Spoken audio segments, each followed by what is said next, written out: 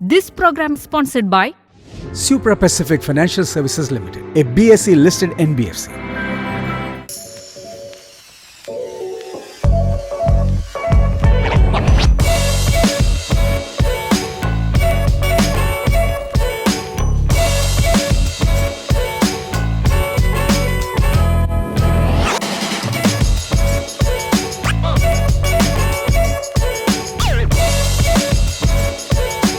മാർക്കറ്റിനെ സംബന്ധിച്ച് ബിസിനസ് നല്ലതാണെങ്കിൽ അത് ഏത് ക്യാപ്പിലോ ആയിക്കോട്ടെ, സ്മോൾ ക്യാപ്പ് ആയിക്കോട്ടെ, മിഡ് ക്യാപ്പ് ആയിക്കോട്ടെ, ലാർജ് ക്യാപ്പ് ആയിക്കോട്ടെ. പലരും പറയും നമ്മുടെ പോർട്ട്ഫോളിയോയിൽ ഗോൾഡും വേണം, സ്റ്റോക്കും വേണം.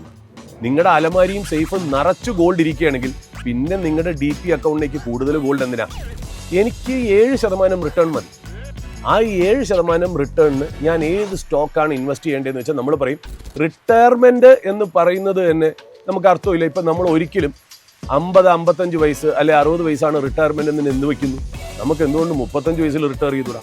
ഒരുപാട് റിസ്ക് എടുക്കാതെ ഒരു മൾട്ടി ബാഗർ ഓഹരി എങ്ങനെ തിരഞ്ഞെടുക്കാം എന്നാണ് ചോദ്യം. മൾട്ടി ബാഗർ എന്ന് പറഞ്ഞാൽ മൾട്ടി ബാഗർ ആയതിനു ശേഷം നമ്മൾ അതിനിടുന്ന പേരാണ് മൾട്ടി ബാഗർ എന്ന് പറയുന്നത്. ഒരു ബാങ്കിനെ സംബന്ധിച്ചോളം ആ 1 കോടിയിൽ ആദ്യത്തെ 5 ലക്ഷത്തിന് മാത്രമല്ലേ ഇൻഷുറൻസ് ഉള്ളൂ, ബാക്കി 95% റിസ്ക് തന്നെയല്ലേ.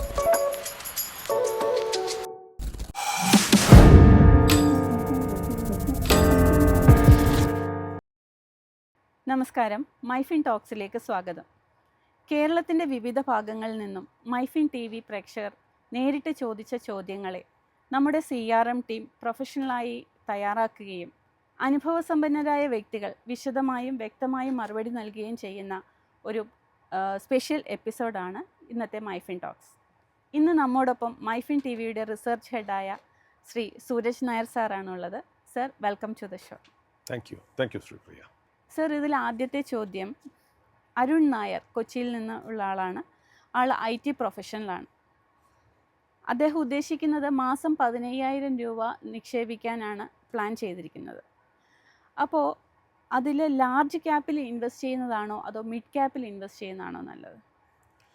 ശ്രീപ്രിയ, ഇതിൽ നമുക്ക് പൊതുവെ ഒരു ഇൻവെസ്റ്റിംഗ് ടേംസിൽ നമുക്ക് എപ്പോഴും പറയാറുണ്ട്, നമ്മൾ ലാർജ് ക്യാപ്പ് സ്റ്റോക്സ് ആണ് ഒരു മിഡ് ക്യാപ്പ് സ്റ്റോക്കിനെക്കാട്ടിലും അല്ലെങ്കിൽ ഒരു സ്മോൾ ക്യാപ്പ് സ്റ്റോക്കിനെക്കാട്ടിലും വളരെ സേഫ് അല്ലെങ്കിൽ നല്ലൊരു ഇൻവെസ്റ്റ്മെൻ്റ് ആണ്. ബട്ട് നമ്മൾ ഒരു കാര്യം മനസ്സിലാക്കണം, ഈ ലാർജ് ക്യാപ്പ് സ്റ്റോക്സിലും ഫെയിലുവേഴ്സ് വന്നിട്ടുണ്ട്. ഇപ്പോൾ യൂണിടെക് പോലെയുള്ള കമ്പനികൾ, ഇതൊക്കെ ലാർജ് ക്യാപ്പ് അല്ലെങ്കിൽ സത്യം പോലെയുള്ള കമ്പനികളൊക്കെ ലാർജ് ക്യാപ്പ് സ്റ്റോക്ക് ആയിരുന്നു എന്നുള്ളതാണ്. അപ്പോൾ ലാർജ് ക്യാപ്പ് സ്റ്റോക്ക് ഫെയിൽ ചെയ്യില്ല എന്നുള്ളൊരു സംഭവവികാസം മാർക്കറ്റിലില്ല. മാർക്കറ്റിനെ സംബന്ധിച്ച് ബിസിനസ് നല്ലതാണെങ്കിൽ അത് ഏത് ക്യാപ്പിലോ ആയിക്കോട്ടെ, സ്മോൾ ക്യാപ്പ് ആയിക്കോട്ടെ, മിഡ് ക്യാപ്പ് ആയിക്കോട്ടെ, ലാർജ് ക്യാപ്പ് ആയിക്കോട്ടെ, എവിടെ ഇൻവെസ്റ്റ് ചെയ്യണം എന്നുള്ളത് ആ ബിസിനസ്സിൻ്റെ ഹെൽത്തും എഫിഷ്യൻസിയും നോക്കി ആയിരിക്കണം എന്നുള്ളതാണ് ശരിക്കും പ്രൂഡൻ്റ് ആയിട്ടുള്ള ഒരു ഡിസിഷൻ. സാധാരണ നമ്മൾ ഈ സ്റ്റോക്ക് മാർക്കറ്റിൽ സ്റ്റോക്കുകളെ തരംതിരിക്കുന്നത് large cap, mid cap, small cap എന്ന് തരംതിരിക്കുന്നത് മാർക്കറ്റ് ക്യാപ്പിനെ ബേസ് ചെയ്തിട്ടാണ്. മാർക്കറ്റ് ക്യാപ്പ് എന്ന് പറയുന്നത് വളരെ സിമ്പിൾ ഭാഷയിൽ പറയുകയാണെങ്കിൽ ആ കമ്പനിക്ക് 100 ഷെയർ ഉണ്ടെന്ന് വിചാരിക്കാം. ആ 100 ഷെയറിന് ഇന്ന് മാർക്കറ്റിൽ നമ്മൾ ട്രേഡ് ചെയ്യുന്ന പ്രൈസ് 10 രൂപയാണെന്ന് വയ്ക്കുക. 100 × 10 1000 എന്ന് പറയുന്നതാണ് മാർക്കറ്റ് ക്യാപ്പ്. അപ്പോൾ ഇന്ത്യയിൽ സെബിയും ആംഫി, അത് association of mutual funds of ഇന്ത്യയും എല്ലാം ചേർന്ന് ഈ മ്യൂച്വൽ ഫണ്ടുകളെ കാറ്റഗറൈസ് ചെയ്യാൻ വേണ്ടി സ്റ്റോക്കുകളെ, അതായത് നിഫ്റ്റി എന്നൊരു ഉദാഹരണം എടുക്കുക, NSE നാഷണൽ സ്റ്റോക്ക് എക്സ്ചേഞ്ചിൽ ലിസ്റ്റ് ചെയ്ത കമ്പനികളെ large cap, mid cap, small cap എന്നൊരു കാറ്റഗറൈസേഷൻ കൊടുത്തിട്ടുണ്ട്. അത് ലാർജ് ക്യാപ്പ് എന്ന് പറയുന്നത് ആദ്യത്തെ 100 കമ്പനി, അതായത് ടോപ്പ് മാർക്കറ്റ് ക്യാപ്പ്, ഏറ്റവും കൂടുതൽ മാർക്കറ്റ് ക്യാപ്പ് ഉള്ള കമ്പനി ഫസ്റ്റ് കമ്പനി, അതിൻ്റെ താഴെയുള്ളത് സെക്കൻഡ് കമ്പനി, അങ്ങനെ തരംതിരിച്ച് 100 സ്റ്റോക്കുകൾ, ആദ്യത്തെ 100 സ്റ്റോക്കുകളെ നമ്മൾ ലാർജ് ക്യാപ്പ് എന്നും 101 മുതൽ 250 വരെ കിടക്കുന്ന സ്റ്റോക്സിനെ നമ്മൾ മിഡ് ക്യാപ്പ് എന്നും 251 മുതൽ 500 അല്ലെങ്കിൽ അതിന് മുകളിൽ താഴോട്ടുള്ളത് നമ്മൾ സ്മോൾ ക്യാപ്പ് എന്നുള്ളൊരു കണക്കാണ് പറഞ്ഞേക്കുന്നത്. പക്ഷേ ഇതിനൊരു മാനദണ്ഡം നമ്മൾ നോക്കുകയാണെങ്കിൽ മാർക്കറ്റിൻ്റെ പ്രൈസാണ് ഒരു കമ്പനി ലാർജ് ക്യാപ്പ് ആണോ അല്ലെങ്കിൽ സ്മോൾ ക്യാപ്പ് ആണോ മിഡ് ക്യാപ്പ് ആണോ എന്ന് നിശ്ചയിക്കുന്നത്. ആ കമ്പനിയുടെ ഹെൽത്തോ ആ കമ്പനിയുടെ ക്വാളിറ്റിയോ ആ കമ്പനിയുടെ ബിസിനസ് പൊട്ടൻഷ്യലോ അവിടെ വരുന്നില്ല. പിന്നെ എന്തുകൊണ്ട് സെബിയും ആംഫി ഇങ്ങനെ ചെയ്തു? അതായത് മ്യൂച്വൽ ഫണ്ടുകൾക്ക് പ്രോഡക്റ്റ് കൊണ്ടുവരണം. Large cap fund, small cap fund, micro cap fund, mid cap fund എന്ന് തരംതിരിക്കാൻ വേണ്ടിയിട്ടാണ് അങ്ങനെ ഒരു സവിശേഷത കൊണ്ടുവന്നത്. ബട്ട് നമ്മൾ എപ്പോഴും ആലോചിക്കണം, ഈ ലാർജ് ക്യാപ്പിൽ ഇൻവെസ്റ്റ് ചെയ്യുന്നതുകൊണ്ട് നമ്മൾ സേഫായി എന്ന് വിശ്വസിക്കുന്നത് ശരിയല്ല. കാര്യം ഞാൻ നേരത്തെ പറഞ്ഞ പോലെ റിലയൻസ് കമ്മ്യൂണിക്കേഷൻ അല്ലെങ്കിൽ സത്യം, യൂണിടെക് പോലെയുള്ള കമ്പനികൾ ഒരിടയ്ക്ക് മാർക്കറ്റിൽ വളരെ പോപ്പുലർ ആയിട്ടുള്ള, അതായത് ടു ബിഗ് ടു ഫെയിൽ, അതായത് ഇത് ഒരിക്കലും ഫെയിൽ ചെയ്യില്ല എന്നുള്ള വിചാരത്തിലായിരുന്ന സ്റ്റോക്കുകളും ഫെയിൽ ചെയ്ത ചരിത്രമുണ്ട്. അതുകൊണ്ട് just by being a large cap stock, അതായത് ലാർജ് ക്യാപ് സ്റ്റോക്ക് ആയതുകൊണ്ട് അത് സേഫാണ് എന്നുള്ളത് ഒരു മിഥ്യാധാരണയാണ് എന്നുള്ളത് ഒന്നാമത്തെ കാര്യം. രണ്ടാമത്, ഇന്നത്തെ പല ലാർജ് ക്യാപ് സ്റ്റോക്സും ഒരു കാലത്ത് അത് സ്മോൾ ക്യാപ്പ് ആയിരുന്നു എന്നുള്ളതാണ്. ഇപ്പോൾ ഇൻഫോസിസിൻ്റെ ചരിത്രം നോക്കുകയാണെങ്കിൽ 1993 അല്ലെങ്കിൽ ആ ഏർലി 90s ഇൻഫോസിസ് IPO വഴി ലിസ്റ്റ് ചെയ്തു. അന്ന് അതൊരു സ്മോൾ ക്യാപ്പോ മിഡ് ക്യാപ്പോ സ്റ്റോക്ക് ആയിരിക്കാം. അന്ന് നമ്മൾ ലാർജ് ക്യാപ്പ് ആയിരുന്ന സ്റ്റോക്കുകൾ മേടിച്ചിട്ടുണ്ടായിരുന്നെങ്കിൽ ആ പല ലാർജ് ക്യാപ്പ് സ്റ്റോക്സും നമ്മൾ ഇന്ന് സംസാരിക്കുന്ന 2026 ഇല്ല. പലതും കമ്പനി തന്നെ നിർത്തിപ്പോയി. ഒരുപാട് ടെക്സ്റ്റൈൽ കമ്പനികൾ തന്നെ നിർത്തിപ്പോയതായിട്ടുണ്ട്. പല കമ്പനിയും പൊട്ടിപ്പോയിട്ടുണ്ട്. അതേസമയം ഇൻഫോസിസ് ആണെങ്കിലോ അവിടുന്ന് സ്മോൾ ക്യാപ്പ് മിഡ് ക്യാപ്പായി, മിഡ് ക്യാപ്പിൽ നിന്ന് ലാർജ് ക്യാപ്പായ ചരിത്രമുണ്ട്. അപ്പോൾ നമ്മൾ ഈ പറയുന്ന പോലെ അന്ന് ആ സ്മോൾ ക്യാപ്പ് മേടിച്ചതിലാണ് ശരിക്കും പറഞ്ഞാൽ നമുക്ക് ഇത്രയും വലിയ ഒരു ഒരു അപ്രീസിയേഷൻ സ്റ്റോക്ക് മാർക്കറ്റിൽ. ഉദാഹരണത്തിന് എനിക്ക് തോന്നുന്നു 1993 ഒരു ഷെയറിന് IPO ഇൻഫോസിസ് വന്നത് 95 രൂപയ്ക്കാണ്. അന്ന് നമ്മളൊരു 100 ഷെയർ മേടിച്ചു എന്ന് വയ്ക്കുക. ടോട്ടൽ നമ്മളന്ന് ചിലവാക്കി എത്ര? 9500 അല്ലേ? 9500 ഏത് സ്റ്റോക്കിലാണ് ഇൻവെസ്റ്റ് ചെയ്ത്? ഒരു സ്മോൾ ക്യാപ് സ്റ്റോക്കായ ഇൻഫോസിസ്. ആ ബിസിനസ്സിനെ കുറിച്ച് ഒരു ക്ലാരിറ്റി ഇല്ല. ഒരു സിമെൻറ്റ് കമ്പനി വെച്ച് നോക്കുമ്പോൾ ഒരു IT കമ്പനി, നമ്മൾ ഇരിക്കുന്നത് 1993 ഭയങ്കര റിസ്കി ഇൻവെസ്റ്റ്മെൻ്റ് ആണ്, സ്മോൾ ക്യാപ്പ് ഇൻവെസ്റ്റ്മെൻ്റ് ആണെന്നാണ് നമ്മൾ വിശ്വസിച്ചത്. ആ 9500 രൂപ ഇന്ന് ഏതാണ്ട് 45 കോടിയായാണ്. ആ 45 കോടി കൂടാതെ ഒരു കൊല്ലം ആ കമ്പനിയിൽ നിന്നും ഇൻഫോസിസിൽ നിന്നും കിട്ടുന്ന ഡിവിഡൻഡ് ഒരു പക്ഷേ 1,20,00,000 ആയേനെ. ഇതൊരു ലാർജ് ക്യാപ്പിലായിരുന്നെങ്കിൽ ഇത്രയും റിട്ടേൺ അതിനകത്ത് കിട്ടില്ല എന്നുള്ളതാണ് അതിൻ്റെ വാസ്തവം. അപ്പോൾ സ്മോൾ ക്യാപ്പ് കമ്പനിയിൽ ഇൻവെസ്റ്റ് ചെയ്യുന്നതിൽ റിസ്ക്കും ഇല്ല, ലാർജ് ക്യാപ്പിൽ ഇൻവെസ്റ്റ് ചെയ്യുന്നതിൽ സേഫ്റ്റിയും ഇല്ല. അപ്പോൾ നമ്മൾ എന്താ നോക്കേണ്ടത്? സ്റ്റോക്കുകളെ തരംതിരിക്കാതെ, അതായത് ഒരു മാർക്കറ്റിൻ്റെ ഒരു പ്രോഡക്റ്റ് വിൽക്കാൻ, ഒരു മ്യൂച്വൽ ഫണ്ട് പ്രോഡക്റ്റ് വിൽക്കാൻ വേണ്ടിയിട്ട് തരംതിരിക്കുന്നത് കൂടാതെ ഒരു ബിസിനസ്സിൻ്റെ ഹെൽത്തും ആ ബിസിനസ്സിൻ്റെ എഫിഷ്യൻസിയും ആ ബിസിനസ്സിൻ്റെ ഗ്രോത്ത് പൊട്ടൻഷ്യലും ആ ബിസിനസ്സിൻ്റെ മാനേജ്മെൻറ്റ് വിഷനുമായിരിക്കും ഒരു ബിസിനസ്സിനെ സ്മോൾ ക്യാപ്പിൽ നിന്ന് മിഡ് ക്യാപ്പും മിഡ് ക്യാപ്പിൽ നിന്ന് ലാർജ് ക്യാപ്പും ആക്കി മുന്നോട്ട് പോകുന്നത് എന്നുള്ളതാണ് അതിനകത്ത് ആദ്യം അറിയേണ്ട ഒരു കാര്യം. രണ്ടാമത്, നമ്മൾ ലാർജ് ക്യാപ്പ് സ്റ്റോക്സ് മേടിച്ചാലും ചിലപ്പോൾ അതിൻ്റെ സെക്ടർ ഓപ്പർച്യൂണിറ്റി വെച്ച് നോക്കുമ്പോൾ, ഞാനിത് നമ്മുടെ ഈ മൈഫിൻ്റെ തന്നെ ഓപ്പണിംഗ് അവേഴ്സ് എന്ന് പറയുന്ന ഒരു ഷോയിൽ ഞാൻ പ്രത്യേകം പറഞ്ഞിട്ടുണ്ട്. അതായത് ഒരു സ്റ്റോക്കുകളെ സെബിയും ആംഫിയും പറയുന്നത് പോലെ അല്ല നമ്മൾ കാണേണ്ടത്. അവരുടേതായ ഉദ്ദേശത്തിന് വേണ്ടി പറയും. നമ്മൾ നോക്കേണ്ട കാര്യം, ഇപ്പോൾ ഒരു ഇൻഡസ്ട്രിയിൽ ഓപ്പറേറ്റ് ചെയ്യുന്നു വിചാരിക്കുക. ഇപ്പോൾ ഒരു ആർട്ടിഫിഷ്യൽ ഇൻ്റലിജൻസ് എന്ന് പറഞ്ഞ സെക്ടറിൻ്റെ ഓപ്പർച്യൂണിറ്റി 1000 റുപ്പിയാണെന്ന് വിചാരിക്കുക. ഞാനൊരു എക്സാമ്പിളിന് വേണ്ടി പറഞ്ഞു തന്നു. 1000 റുപ്പിയുടെ അത്രയും വരെ ഈ ഇൻഡസ്ട്രി വലുതാവാം എന്ന് വിശ്വസിക്കുന്ന സ്ഥലത്ത് ആ ഇൻഡസ്ട്രിയിൽ ഓപ്പറേറ്റ് ചെയ്യുന്ന ലാർജ് ക്യാപ് കമ്പനി, ഇന്ത്യൻ നിഫ്റ്റിയിലെ ടോപ്പ് 3 കമ്പനിയിൽ ഒന്നാണെന്ന് തന്നെ വിചാരിക്കുക. അതിൻ്റെ മാർക്കറ്റ് ക്യാപ്പ് 10 രൂപയാണെന്ന് വയ്ക്കുക. പക്ഷേ 10 രൂപയിൽ നിന്ന് 1000 രൂപ ഓപ്പർച്യൂണിറ്റി ഉള്ളൊരു സെക്ടറിൽ ഈ കമ്പനി എന്ന് പറയുന്നത് സ്മോൾ ക്യാപ്പ് ആവാൻ ചാൻസ് ഉണ്ട്. അതായത് ലാർജ് ക്യാപ് സ്റ്റോക്ക് ആണെങ്കിൽ പോലും, മാർക്കറ്റ് ക്യാപ്പ് വഴി ഇത് ലാർജ് ക്യാപ് സ്റ്റോക്ക് ആണെങ്കിൽ പോലും, ആ സെക്ടറിൻ്റെ ലാർജർ ഓപ്പർച്യൂണിറ്റി വെച്ച് നോക്കുമ്പോൾ ഈ കമ്പനിക്ക് ഗ്രോ ചെയ്യാനുള്ള ചാൻസസ് 10 മടങ്ങാണ്. അപ്പോൾ അതുകൊണ്ട് ആ സെക്ടറിനകത്ത് ഈ കമ്പനി ചിലപ്പോൾ ഒരു സ്മോൾ ക്യാപ് കമ്പനി ആയിരിക്കാം. അതേസമയം നമ്മൾ അതിന് ഇക്വലൻ്റ് ആയിട്ട് ഇപ്പുറത്ത് ഒരു സ്മോൾ ക്യാപ് കമ്പനി ആലോചിക്കുക. ആ സ്മോൾ ക്യാപ് കമ്പനി ഓപ്പറേറ്റ് ചെയ്യുന്ന ആ സെക്ടറിൻ്റെ ഓപ്പർച്യൂണിറ്റി 2 രൂപയാണെന്ന് വിചാരിക്കുക. എന്നാൽ ഈ സ്മോൾ ക്യാപ് കമ്പനിക്ക് മാർക്കറ്റ് ക്യാപ്പ് 1 രൂപയാണെന്ന് വിചാരിക്കുക. ആ സെക്ടറിൻ്റെ 50% ഓൾറെഡി ഈ സ്മോൾ ക്യാപ് കമ്പനി എടുത്തു കഴിഞ്ഞു. അപ്പോൾ ആ സെക്ടറിനകത്ത് ഈ സ്മോൾ ക്യാപ് കമ്പനി ഒരു ലാർജ് ക്യാപ് കമ്പനിയാണ് എന്ന് വേണമെങ്കിലും നമുക്ക് വിശേഷിപ്പിക്കാം.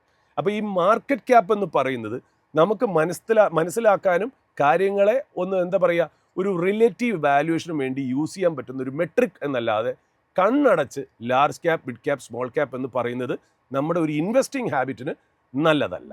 അതേസമയം ഒരു പ്രോഡക്റ്റ് ഉണ്ടാക്കുന്ന ഒരു കമ്പനിയെ സംബന്ധിച്ച്, ഒരു മ്യൂച്വൽ ഫണ്ടോ ഒരു പോർട്ട്ഫോളിയോ മാനേജ്മെൻറ്റ് സർവീസസിനോ അവർക്ക് മാർക്കറ്റിങ്ങിന് പറയാനായിട്ട് മാത്രം small cap mid cap large cap എന്ന് പറയുന്നതിൽ അർത്ഥമുണ്ട്. അപ്പോൾ ഒരു ഇൻവെസ്റ്ററെ സംബന്ധിച്ച് ശ്രദ്ധിക്കേണ്ടത് മാർക്കറ്റ് ക്യാപ്പ് അതിൻ്റെ സെക്ടർ ഓപ്പർച്യൂണിറ്റി വെച്ച്, അതൊരു വലിയ സെക്ടറാണ്.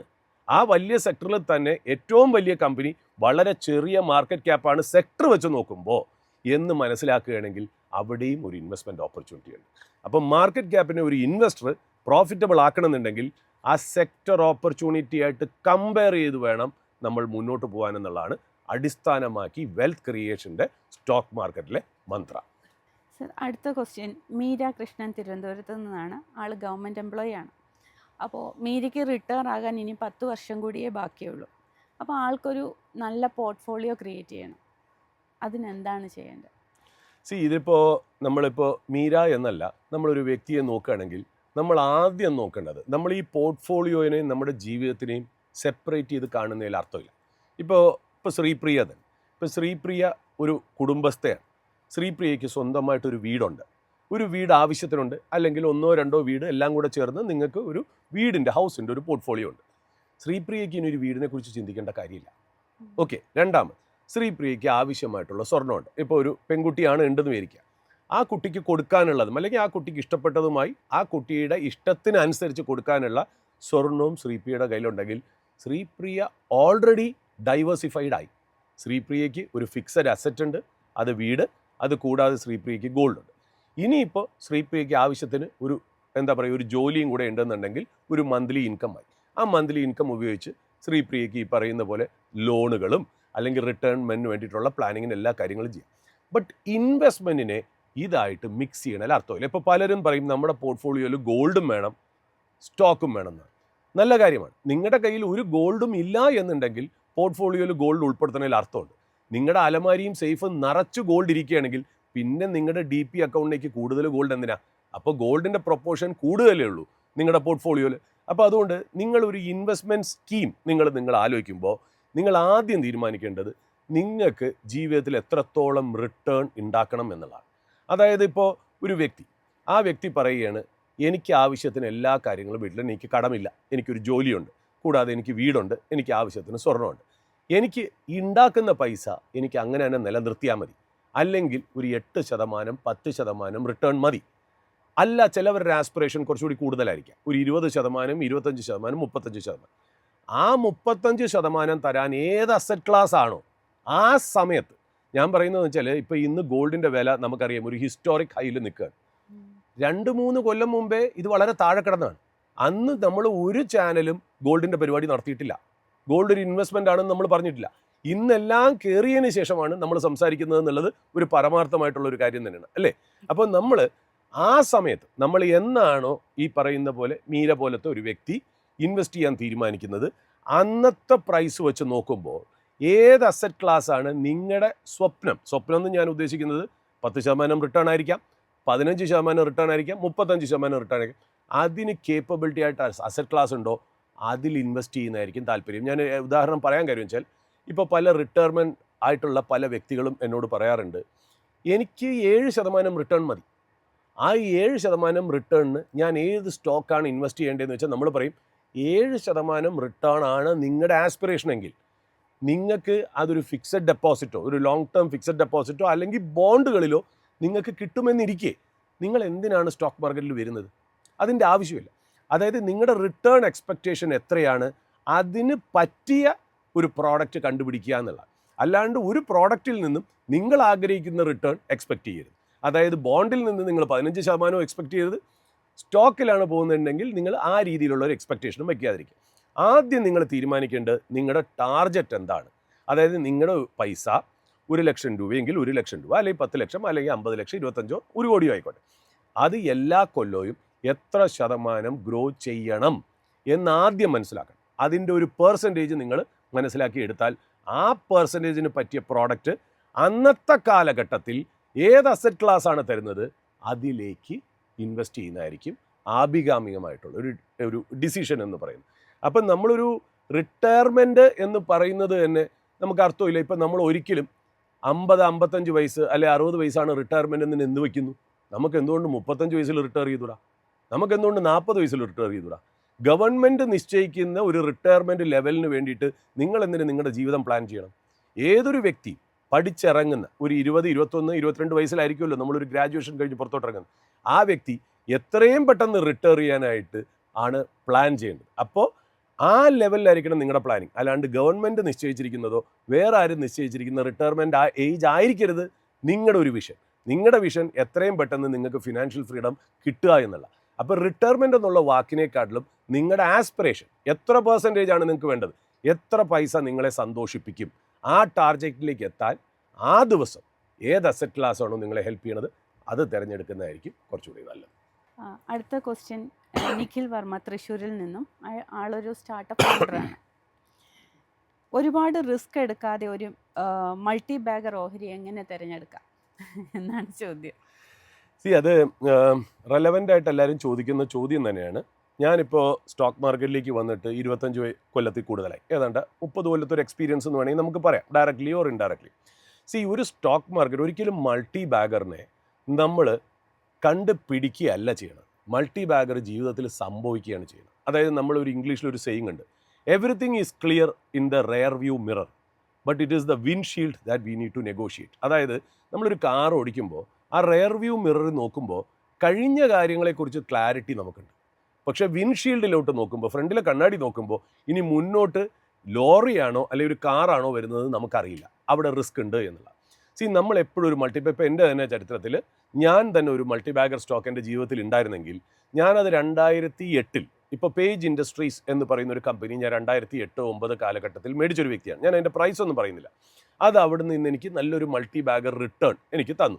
അത് എത്ര ഷെയർ മേടിച്ചെന്നോ എത്രയാണ് എൻ്റെ വെൽത്ത് എന്നോ ഞാൻ ഈ പ്രോഗ്രാമിൽ ഡിസ്ക്ലോസ് ചെയ്യുന്നില്ല, കാര്യം അതിന് റെലവൻസ് ഇല്ല. ഇപ്പോൾ ഏതാണ്ട് 2008 മേടിച്ച് നമ്മളിപ്പോൾ ഇരിക്കുന്നത് എത്ര, 2026 അല്ലേ.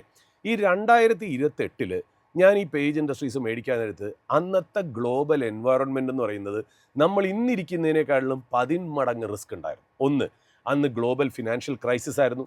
ലോകത്തിലെ ബാങ്കിങ് ബെഹമത്തായ ലേമൻ ബ്രദേഴ്സസ് ക്രൈസിസ് ഉണ്ടായിരുന്നു. ഡോളർ അന്ന് തകർന്നു പോവും, അമേരിക്കയുടെ പണി തീർന്നു എന്നുള്ള നെഗറ്റീവ് ന്യൂസുകളാണ് 2008 ഞാനിരിക്കുമ്പോൾ എൻ്റെ ചുറ്റും ഉണ്ടായിരുന്നത്.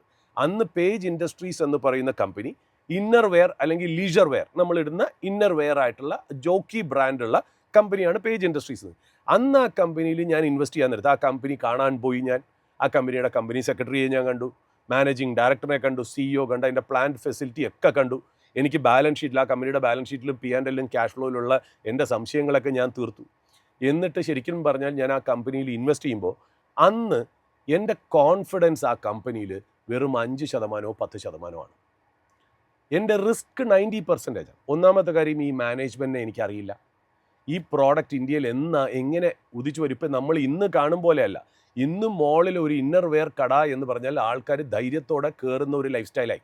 അന്ന് 2008 എന്ന് പറഞ്ഞാൽ ഒരു വലിയൊരു ടെക്സ്റ്റൈൽ ഷോപ്പിൻ്റെ മൂലയ്ക്ക് മാത്രമാണ് നമ്മുടെ ഇന്നർ വെയർ കച്ചവടം നടത്തിയിരുന്നത്. അതിൽ നിന്നും ഈ ബിസിനസ് ഇങ്ങനെ മാറി വരുമോ എന്നൊന്നും നമുക്കറിയില്ല. ഒരുപാട് അൺനോൺസും അറിയാത്ത കാര്യങ്ങളും നമ്മുടെ മുന്നിലുണ്ടായിരുന്നു. അപ്പോൾ അന്ന് ആ പേജ് ഇൻഡസ്ട്രി സ്റ്റോക്കിൽ 2008 എനിക്കതിലുള്ള കോൺഫിഡൻസ് 5%, 10%, റിസ്കോ 90%. ഇന്ന് അത് ഇത്രയും ഡെലിവറി ചെയ്ത് ഏതാണ്ട് 35,000 അല്ലെങ്കിൽ 40,000 രൂപയിൽ അത് ട്രേഡ് ചെയ്യുമ്പോൾ ഞാൻ ഇന്നിരുന്ന് ബാക്കിലോട്ട് നോക്കുമ്പോൾ ഇന്ന് കാര്യങ്ങൾ ടേബിൾസ് നേരെ തിരിഞ്ഞു. ഇന്ന് എൻ്റെ അതിനകത്തുള്ള റിസ്ക് 5%, 10%. എൻ്റെ കോൺഫിഡൻസ് 90%.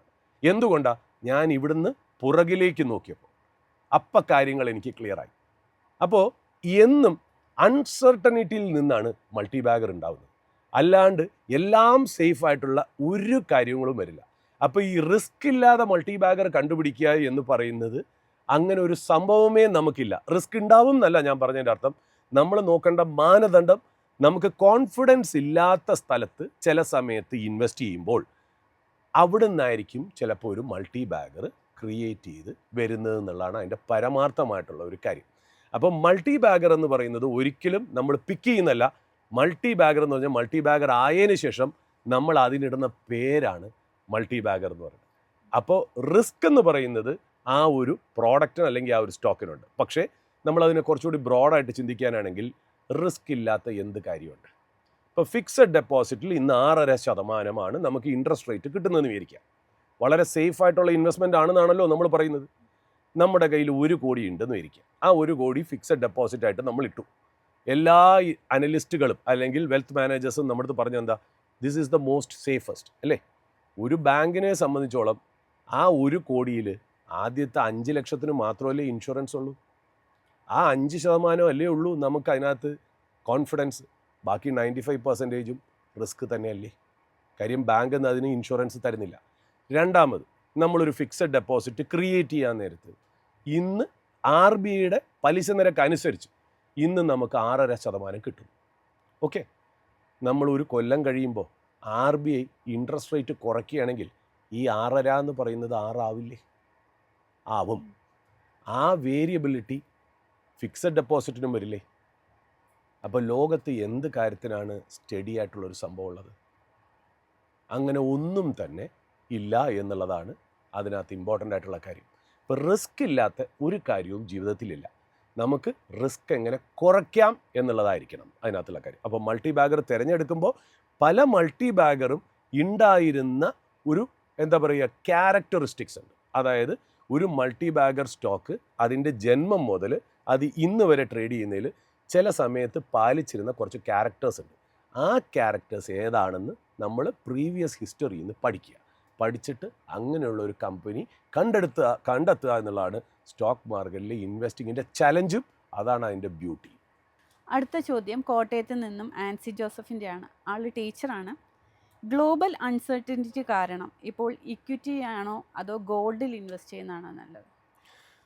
ആക്ച്വലി ഇതൊരു ആർക്കും അറിയാത്തൊരു ചോദ്യം തന്നെയാണ്, സത്യം പറയാമല്ലോ. അതായത് ഇപ്പോൾ ഗോൾഡിൽ ഇത്രയും ഇൻവെസ്റ്റ് ചെയ്യാം അല്ലെങ്കിൽ സ്റ്റോക്കിൽ ഇൻവെസ്റ്റ് ചെയ്യാം എന്ന് പറയുന്നത് പോലെ ഒരു ക്ലാരിറ്റി ഇല്ലാതെ പറയാം. നമുക്ക് ഫ്യൂച്ചറിലേക്ക് നമ്മൾ എന്ത് പ്രഡിക്റ്റ് ചെയ്യണോ, അത് നമ്മുടെ ജീവിതമാണെങ്കിലും ശരി, കാലാവസ്ഥയാണെങ്കിലും ശരി, ഇൻവെസ്റ്റ്മെൻ്റ് ആണെങ്കിലും ശരി, അതിനൊരു ഡെഫിനറ്റ് ആയിട്ടുള്ളൊരു ഔട്ട്കം വരണമെന്ന് നിർബന്ധമൊന്നുമില്ല.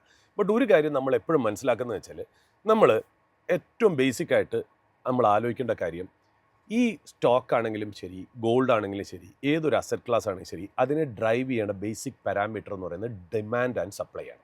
അതായത് ഡിമാൻഡ് സപ്ലൈയെക്കാട്ടിലും കൂടുമ്പോഴാണ് ആൾക്കാർ കൂടുതൽ പൈസ ഇട്ട് അതിനെ കൈക്കലാക്കാൻ നോക്കുന്നത്. അങ്ങനെയാണ് ഒരു അസറ്റ് ക്ലാസിൻ്റെ വില കയറുന്നത്. ഡിമാൻഡ് ആൻഡ് സപ്ലൈയുടെ ഇക്വേഷനാണ് ഒരു അസറ്റ് ക്ലാസ്സിനെ മുകളിലോട്ടും താഴോട്ടും കൊണ്ടുപോകുന്നത്. ചില സമയത്ത് ഡിമാൻഡ് കുറവായിരിക്കും, സപ്ലൈ കൂടുതലായിരിക്കും. നമ്മളൊരു സ്ഥലത്തിന് തന്നെ ആലോചിക്കുക, മനസ്സിലായോ? അതായത് ഒരു സ്ട്രീറ്റിൽ എല്ലാവരും വിൽക്കാൻ ശ്രമിക്കുകയാണെങ്കിൽ ആ വിൽക്കുന്നത് തമ്മിൽ കോമ്പറ്റീഷനാണ്, എത്ര വില കുറച്ച് കൊടുക്കാൻ പറ്റും. നമ്മളതിനെ ബയേഴ്സ് മാർക്കറ്റ് എന്ന് പറയും. അതായത് മേടിക്കുന്ന ആൾക്ക് അവർ നെഗോഷിയേറ്റ് ചെയ്യുന്ന വിലയ്ക്ക് കിട്ടാൻ പറ്റും. അതേപോലെ തന്നെയാണ് ഒരു അസറ്റ് ക്ലാസ് മുകളിലോട്ട് പോകുമ്പോൾ. അപ്പോൾ ഡിമാൻഡ് ആൻഡ് സപ്ലൈ എന്ന് പറയുന്ന കാര്യങ്ങളാണ് ലോകത്തിൽ അസറ്റ് ക്ലാസ്സിനെ ഡ്രൈവ് ചെയ്യുന്ന ഒരു കാര്യം. ഇപ്പം നമ്മൾ സ്റ്റോക്കാണോ ഗോൾഡാണോ എന്ന് നമ്മൾ ചോദിക്കുന്നുണ്ടല്ലോ.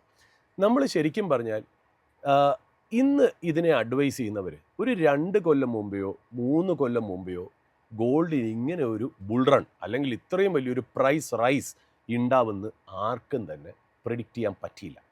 ഗോൾഡ് നന്നായിട്ട് പെർഫോം ചെയ്തത് ഗോൾഡ് എന്ന് പറയുന്ന അസറ്റ് ക്ലാസിൻ്റെ ബ്യൂട്ടി കൊണ്ട് മാത്രമല്ല, പ്രത്യേക സാഹചര്യം കൊണ്ടാണ് എന്നുകൂടെ നമ്മൾ മനസ്സിലാക്കണം.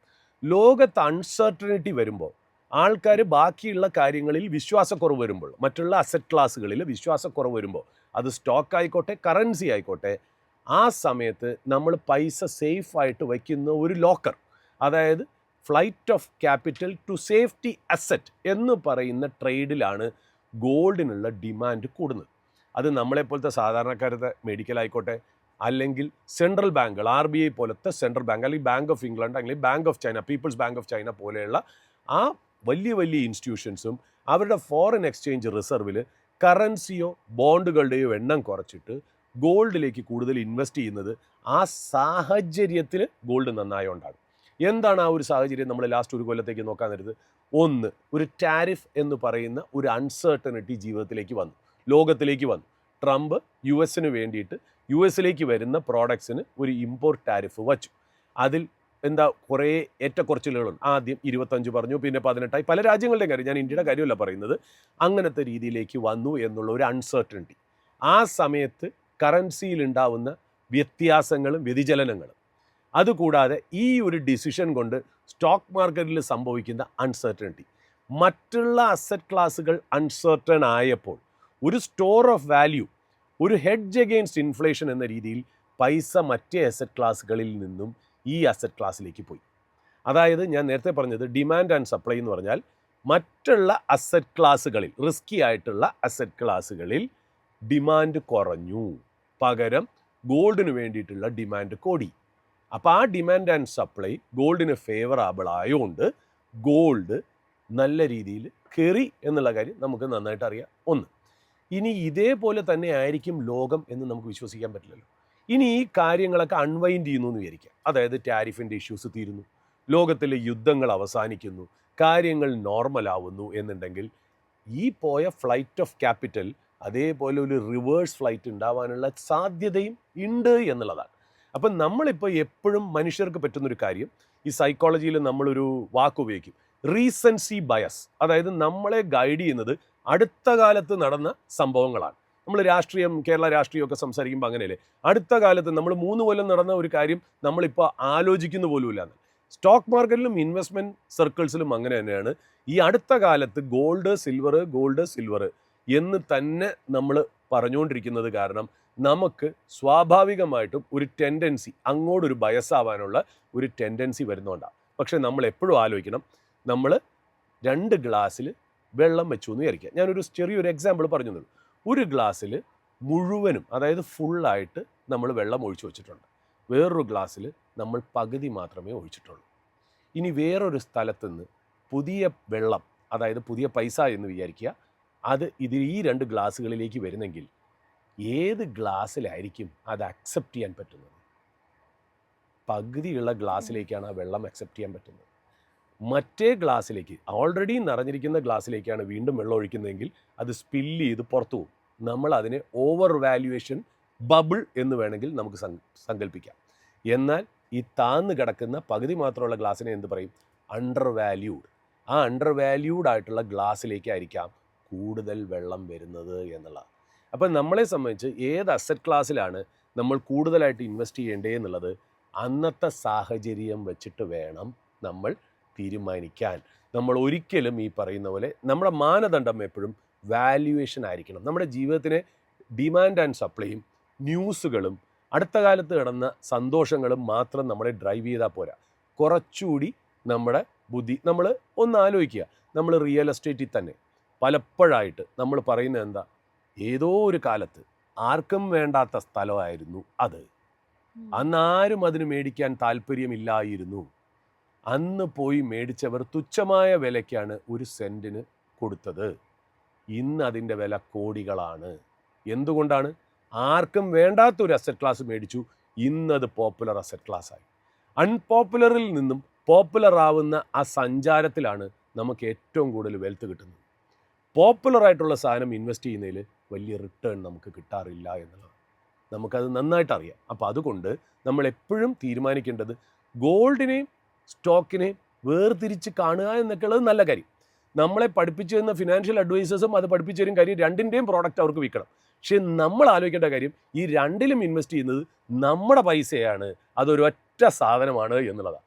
ആ പൈസയ്ക്ക് എവിടെയാണ് വിലയും റെസ്പെക്റ്റും കിട്ടുന്നത്, എവിടെയാണ് വാല്യുവേഷൻ കംഫർട്ട് ഉള്ളത്, അവിടെ ഇടണം. നിങ്ങളുടെ കയ്യിലുള്ള 100 രൂപ മാറുന്നില്ലല്ലോ. ആ 100 രൂപ ഏത് അസറ്റ് ക്ലാസ്സിൽ ഇടണമെന്ന് നിങ്ങൾ തീരുമാനിക്കണം. കാര്യം നിങ്ങളുടെ അസറ്റ് ആ 100 രൂപയാണ്, ഗോൾഡും സ്റ്റോക്കും അല്ല. അപ്പോൾ ഓപ്പർച്യൂണിറ്റി ആയിരിക്കണം നിങ്ങളെ ഡ്രൈവ് ചെയ്യേണ്ടത് എന്നുള്ളത്. അതാണ് നമ്മൾ ഇതിനകത്ത് ചെയ്യേണ്ട ബേസിക് പാഠം.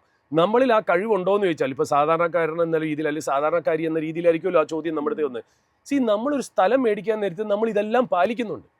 അതേ ഒരു മെൻ്റൽ ഫ്രെയിം വർക്ക് നമ്മൾ ഇതിലേക്ക് അപ്ലൈ ചെയ്ത് നോക്കൂ. നമ്മൾ മേടിക്കാൻ പോകുന്ന കാര്യം ഒരു പ്രോപ്പർട്ടിയോ ഒരു റിയൽ എസ്റ്റേറ്റോ ഒരു ഫ്ലാറ്റാണോ എന്ന് വിചാരിച്ചു നോക്കൂ. ഏതൊരു സാധാരണക്കാരിലും ആ ബുദ്ധിയുണ്ട്. നമ്മൾ ജനിക്കുമ്പോൾ തന്നെ റിയൽ എസ്റ്റേറ്റ് നമുക്കൊരു നോളജും ഇൻ്റലിജൻസും തരുന്നുണ്ട്. ആ ബ്രെയിൻ നമ്മൾ സ്റ്റോക്കുകളിലും ഗോൾഡുകളിലും മറ്റുള്ള അസറ്റ് ക്ലാസ്സുകളിലും ഉപയോഗിക്കുകയാണെങ്കിൽ നമുക്ക് പ്രൂഡൻ്റ് ആയിട്ടും റാഷണൽ ആയിട്ടുള്ള ഒരു ഡിസിഷൻ അതിനകത്ത് എടുക്കാൻ പറ്റും. എന്ന് പറഞ്ഞ് ഗോൾഡ് മോശമെന്നോ അല്ലെങ്കിൽ സ്റ്റോക്ക് ഭേദമെന്നോ അല്ല ഞാൻ പറയുന്നത്. You will make more money with what is unpopular and your return will go multifold when it moves from unpopularity to popularity. അതാണ് ഇതിൻ്റെ ബേസിക് വെൽത്ത് ക്രിയേഷൻ്റെ വേറൊരു മന്ത്ര എന്നുകൂടി ഞാനൊന്ന് ആഡ് ചെയ്ത് പറയും.